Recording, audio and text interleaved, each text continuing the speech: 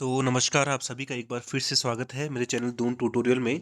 तो यहाँ पे हम डिस्कस करेंगे जो उत्तराखंड में जो बेसिक शिक्षा में 1670 पदों पर जो भर्ती चल रही है उसकी जो काउंसलिंग हुई थी अभी कुछ 1-2 दिन पहले, उसके बारे में न्यूज़ है। और इसमें एक नई खबर निकल के सामने आ रही है कि कम मेरिट वाले अभ्यर्थियों के चयन से कानूनी दांव-पेच में उलझ सकती है भर्ती। यानी कि कुछ बच्चे ऐसे हैं इसमें, अगर जैसे इन्होंने एक ही दिन में भर्ती काउंसलिंग कराई है, तो कुछ ऐसे बच्चे हैं जिनकी मेरिट ज़्यादा है, उनका सिलेक्शन नहीं होगा, और जिनकी मेरिट कम है, उनका सिलेक्शन हो जाएगा। कैसे? यहाँ पे देखते हैं।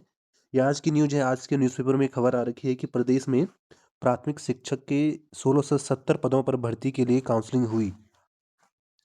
इसमें लिखा है कि देहरादून शिक्षा विभाग में प्राथमिक शिक्षक के 1670 पदों के लिए हुई काउंसलिंग में कम मेरिट वाले अभ्यर्थियों के चयन से भर्ती कानूनी दांवपेच में उलझ सकती है। यानी लोग कोर्ट जा सकते हैं बच्चे इसमें। शिक्षा विभाग ने नए प्रयोग के तौर पर 12 जनवरी को एक साथ सभी जिलों में काउंसलिंग कराई, जिससे कुछ जिलों में इस दौरान हंगामे की स्थिति बनी हुई है। शिक्षा विभाग में प्राथमिक शिक्षक के पदों के लिए होने वाली भर्ती में अब तक अलग-अलग तिथियों को शिक्षकों की काउंसलिंग होती रही है। इससे विभाग के सामने ये दिक्कत आ रही थी कि एक अभ्यर्थी को 2 से 3 जिलों की मेरिट में नाम आने से अभ्यर्थी एक जिले की नियुक्ति को छोड़कर दूसरे जिले में नियुक्ति ले रहे थे, जिससे शिक्षक भर्ती के कुछ पद भर नहीं पा रहे थे। यही वजह रही है कि विभाग ने इस बार नए प्रयोग के तौर पर सभी जिलों में एक ही दिन शिक्षक भर्ती के लिए काउंसलिंग करा दी है। इससे हुआ यह हो कि जिस जिले में शिक्षकों के जितने पद थे, उससे कई गुना अभ्यर्थी काउंसलिंग के लिए पहुंच गए, जिससे जिससे जिलों में हंगामे की स्थिति बनी हुई है। वहीं किसी जिले में कम मेरिट वाले पहुंचे तो अच्छी मेरिट वाले अभ्यर्थी नहीं पहुंच पाए। इसके अलावा कुछ ऐसे अभ्यर्थी भी हैं जो डीओ कार्यालय पहुंचे, लेकिन उनकी काउंसलिंग नहीं हो पाई। हालांकि विभाग का कहना है कि काउंसलिंग के लिए मेरिट विभाग की वेबसाइट पर दी गई थी। अभ्यर्थियों को मेरिट देखकर काउंसलिंग के लिए आना चाहिए था। जबकि अभ्यर्थियों का कहना है कि मेरिट के बजाय एक साथ सभी अभ्यर्थियों को काउंसलिंग के लिए बुला लिया गया। विभाग को सिर्फ मेरिट में आने वाले अभ्यर्थियों को काउंसलिंग के लिए बुलाना चाहिए था। इसके बाद दूसरे दिन जो पद खाली रह जाते, उसके लिए कम मेरिट वाले अभ्यर्थी बुलाने चाहिए थे।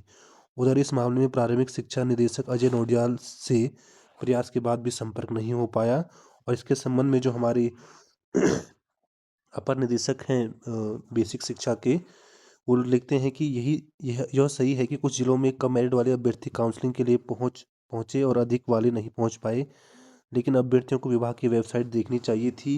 विभाग ने इसमें मेरिट लिस्ट दी थी। प्राथमिक शिक्षक के 1670 पदों के लिए काउंसलिंग हो चुकी है। जो छूट गए हैं जिलों से उनके बारे में सूचना मांगी जा रही है।